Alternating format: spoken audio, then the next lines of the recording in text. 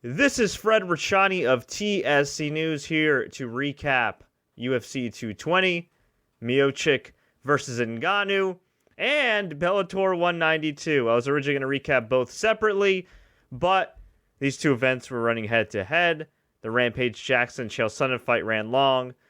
It seemed kind of boring. I was watching it from a distance because, of course, I wanted to watch Ngannou versus Miocic. And I thought, surely, the heavyweight title fight between these two monsters is going to be entertaining as hell and more entertaining than the Bellator matchup. Now, in a weird, perverse, hate-watching way, it might have been.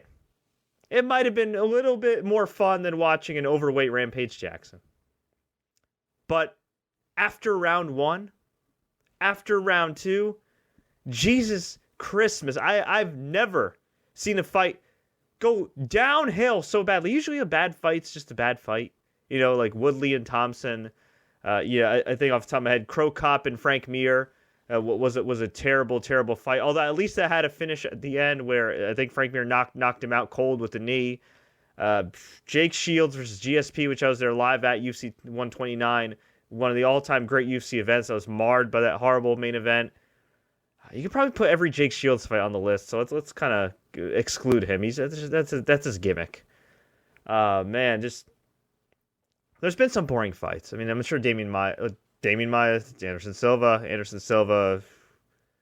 been in some boring fights, but as far as a fight that on paper looked like fireworks, as far as a fight that on paper looked to be can't miss, it was either going to be Ngannou knocking the hell out of Miocic in the early rounds, or it was going to be Miocic weathering the storm and finishing him, much like Daniel Cormier has done with Anthony Rumble Johnson twice, or like he did tonight against Volkan Ozdemir in the first round. Well, unfortunately, we did not get that at all. And real quick, before I proceed with the recap of both of these events, I want to shout out all the people who bought TSC News merchandise. You can visit teespring.com/TSC-news-gear or click the link in the description. We appreciate it. And by the way, anybody that buys a t-shirt or a hoodie from us gets a nice call from yours truly. So just want to shout everybody out for the support. So yeah, let's start with the main event since I'm bitching and complaining about it. Going into this fight, Stipe Miocic wanted respect. Stipe Miocic wanted to be more marketable. Stipe Miocic wanted to be the guy to take the heavyweight division to new heights. And to be fair, he did, because he set the record for title defenses. He's had 3, which, you know, it's when you think about it, it's kind of sad, but it makes sense. When you're a big-ass heavyweight fighting another big-ass heavyweight who hits hard as hell. I mean, with all due respect to Demetrius Johnson, who's a dominant champion, I think there's a difference between a 125-pound guy hitting a 125-pound guy and a 265-pound guy, or however much he weighs in the cage, hitting another 265-pound guy. Just saying. So he did successfully defend a title against Overeem. He defended it against JDS, and he defended it tonight against Ngannou via unanimous decision. This was not a fight I expected to go to decision. In the first round, great action. Ngannou tagged him, rocked him, socked him, but Miocic was able to get him down. Miocic was able to weather the storm. He hit him with a few good shots as well, and it looked like Miocic was going to go into the second round being able to finish Ngannou. And while he didn't finish him in round number 2, he did his thing, took him down. It was great. It was great. I'm thinking, all right, quick finish. You know what? Round 3, he's not going to make it out of round 3.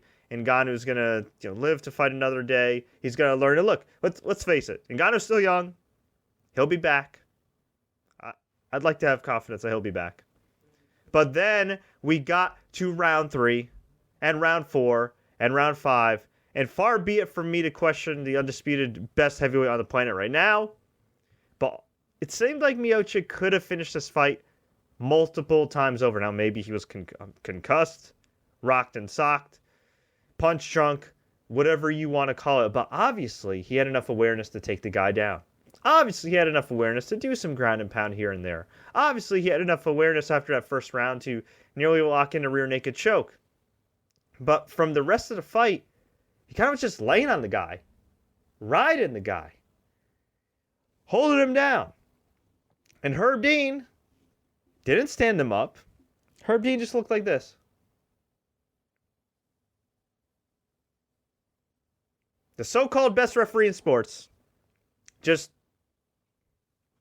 looked at them, stared at them, played pocket pool, checked the score of the Cavs game, checked to see whether Tyronn Lue got fired, checked to see which coach LeBron James hired, checked to see if, I don't know, checked to see if the FC and AFC championship games were on yet. Time stood still. And this kept just going and going and going. And it was finally mercifully over. I think maybe in round 4. Ngannou hit Miocic with a big shot. And Miocic just immediately took him down. And I don't know what that says about either guy. I mean, Miocic is the champ and everything. And as the more experienced fighter who has better cardio and everything, I mean, you would think that he'd be able to finish the guy.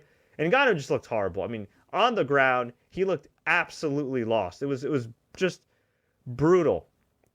But if you told me ahead of this fight, if you predicted the future, and you said, hey, Fred, Stipe Miocic is going to defeat Francis Ngannou in dominant fashion and hurt his marketability, I would have laughed my ass off. I wouldn't have believed you. I would have said, what? Are you kidding me? Of course not. But that's what happened. Miocic won the fight.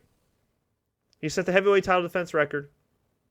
He's continuing his historic run at heavyweight. And statistically, he's one of the best of all time. And yeah, he deserves all the props in the world. He's had exciting fights before. But this was his chance to shine. This was his chance in front of UFC brass to prove that he's a marketable star. And what happened? He did the opposite. Now, that doesn't mean he doesn't deserve to be paid like a champ. Seems like he feels like he's disrespected. I think a lot of MMA fighters, especially the champions in the UFC, not named Conor McGregor, deserve some more money. But that's another story for another day. Miocic, he did himself no favor. Well, he did himself favors here. He kept winning. He lives to win another day. He lives to defend his title another day. Maybe, just maybe, if Cain Velasquez ever comes back from the dead, he'll fight him. And if he beats Cain, I mean, I think I might cement him as the greatest heavyweight of all time. We shall see. But tonight, yeah, this was one of the most boring main events ever. And by the way, if you're enjoying this live recap right now, or you're watching after the fact, please feel free to click the like button, share this with all your friends, and subscribe to this YouTube channel. We had Daniel Cormier defeat Volkan Ozdemir. And I'm sorry, I mentioned it was round number 1. It was actually round number 2. My apologies. He defeated Volkan in round number 2. Took him down, got him in the crucifix, rained in punches, and finished him at 2 minutes. So, great win for Daniel Cormier. He looked confident. He looked hungry. He looked like he was ready to prove something. He cut a promo afterwards, very humble, talking about how his greatest rival, John Jones, put him through a lot. He felt like he was fighting for a vacant title tonight, but he proved tonight that he is the light heavyweight champion. Some people will still give him flack, but you know what? In life, you can only control what you can control. Daniel Cormier did just that. Not only one of the greatest light heavyweights of all time, one of the all-time great fighters ever.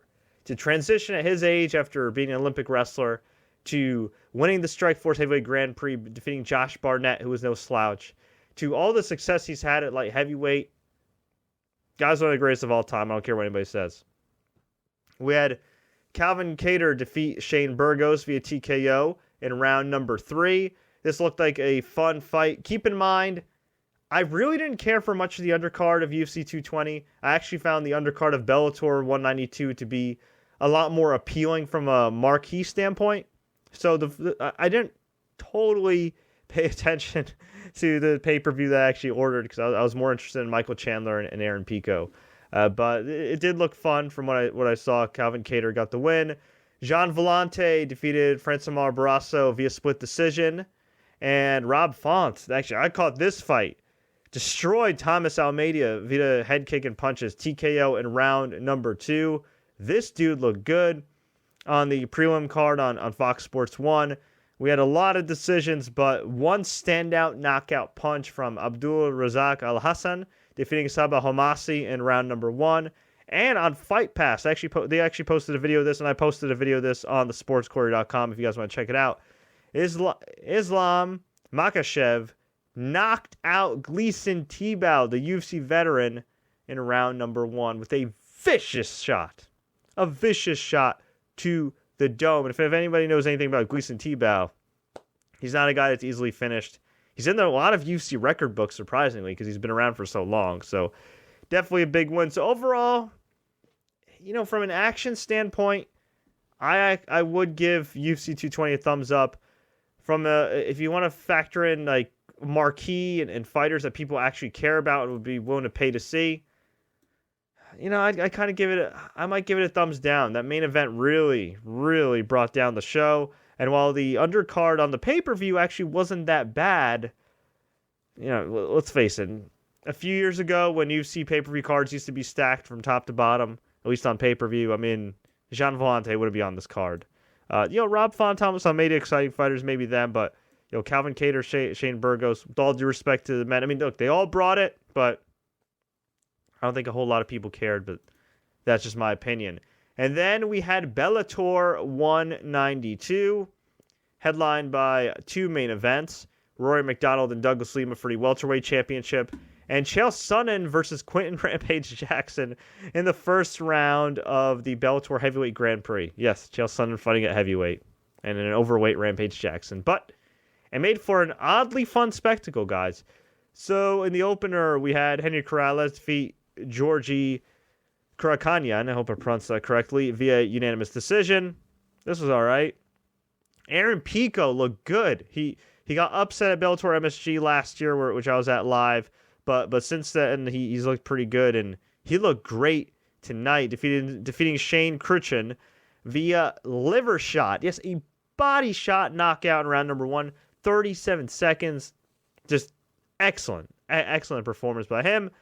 We had Michael Chandler defeat Goiti Yamauchi via unanimous decision. This was also an awesome fight.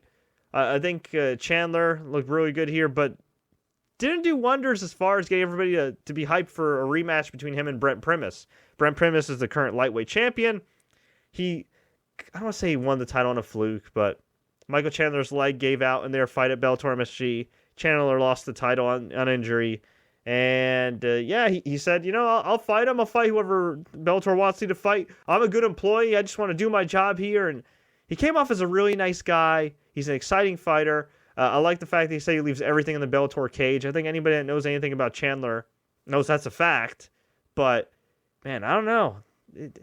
I don't think he fears Brent Primus at all. In fact, I think in the back of his mind, he knows that he's the real champ. I think he's just a humble guy, but yeah, I would like to see a little more fire in that post-fight interview, but hey, he's got a lot of good things going on in his life. Just adopted a child. God bless him. Wish him the very best, and I'm looking forward to that fight because it was exciting while it lasted. We had Rory MacDonald, Douglas Lima.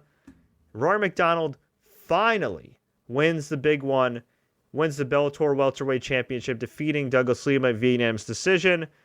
This was a boring fight the first 3 rounds. And then Rory MacDonald got desperate. He was tagged with leg kicks, calf kicks by Lima. They were vicious. Ben Askren, the former Bellator welterweight champion, the undefeated former Bellator welterweight champion, mind you, said that Lima was the hardest kicker he ever faced, and seemed pretty evident tonight. I mean, there's a huge hematoma on the shin of Rory MacDonald, but Rory was able to take Douglas Lima down in round 4 and round 5, rain some elbows, bust them up a bit, and before you know it, it was enough to win the unanimous decision and get that Bellator championship. But man, Rory MacDonald, dude, this guy's gotten some big wins in his career, but he's had to go through hell in these fights. I mean, Robbie Lawler, Carlos Condit, those are fights he lost, but still, he hung in there. Whew, he finally got the belt here, but good God, he had to be carried out of the cage by the Bellator trainers. That's how badly he was hurt. So hopefully he's not out for too long. He definitely deserves a beer. He deserves a relaxing night. He deserves a relaxing 6 months. Good God almighty. But congratulations to him.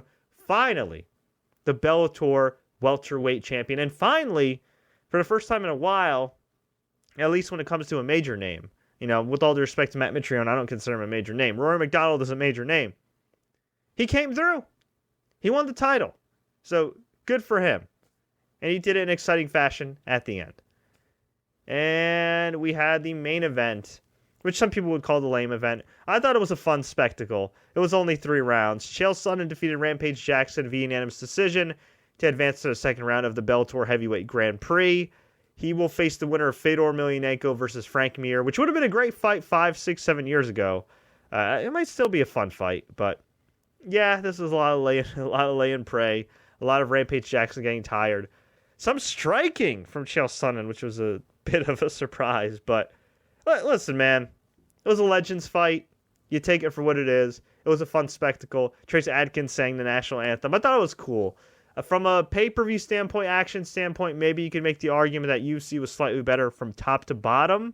But I say Bellator in general, especially for their big events, they're usually a better production. You know, they do it up with the entrance, with the pyrotech, well, not pyro, but you know, the smoke machines and everything else. It's very much a pro wrestling approach, and I like it a lot. And if you've never been to a Bellator, never caught one, definitely check out their big events at least. They're a whole lot of fun. So I think this was a thumbs-up show for Bellator 192, the first event on the rebranded Spike TV, the Paramount Network. As a former Spike TV employee, it breaks my heart to not see Spike TV in existence anymore, but hey, it is what it is. A lot of my former colleagues still have jobs there, are doing well there, and so I am very happy for them. Overall, though, I'd say a great night of MMA. It was exciting to go back and forth. A little annoying, too, because I did actually order the pay-per-view and have to keep tabs on both going on. But, hey, I had a lot of fun. I hope Bellator has a great year. I hope UFC has a great year. I hope maybe another MMA organization has a great year. Why not, man? The more places fighters can make money, the more money they can make, the better. So we'll see what happens, but what can I say? Bellator heavyweight division, while not as talented as the UFC's, definitely looks more exciting right now and more interesting with the heavyweight Grand Prix. UFC, on the other hand, their top heavyweight prospect got brutally exposed, and their heavyweight champion, while a great fighter who's had great fights before, put in a kind of I hate to say because it was so dominant, but it was, what can I say? It was a dominant but boring performance when the lights were on brightest, and it's quite unfortunate. But folks, I want to hear from you. Did you like Bellator more or UFC more? Let me know. Leave a comment below. Tweet us, Facebook us. Do what you got to do. If you enjoyed this recap, please like, share, take care. Don't forget to subscribe. Visit thesportscourier.com for more updates. And until next time, everybody, as always, enjoy the fights.